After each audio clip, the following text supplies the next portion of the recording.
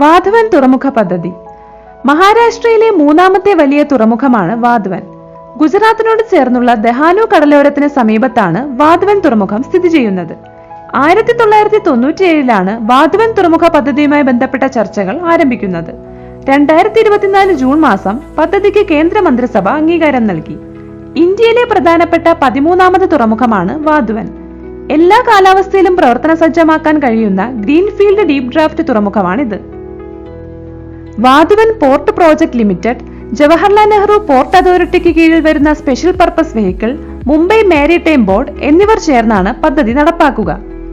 ഇന്ത്യയിലെ ഏറ്റവും വലിയ ആഴക്കടൽ തുറമുഖങ്ങളിൽ ഒന്നായ വാധവൻ അന്താരാഷ്ട്ര കപ്പൽ പാതകളിലേക്ക് നേരിട്ട് സമ്പർക്ക സൗകര്യം ഒരുക്കുകയും യാത്രാ സമയവും ചെലവും കുറയ്ക്കുകയും ചെയ്യും. ഇന്ത്യ പശ്ചിമേഷ്യ യൂറോപ്പ് വ്യാപാര ഇടനാഴി, ഇന്റർനാഷണൽ നോർത്ത് സൗത്ത് കോറിഡോർ സമുദ്ര വ്യാപാരത്തിന്റെയും ഗേറ്റ്വേ ആയാണ് വാധവൻ പ്രവർത്തിക്കുക.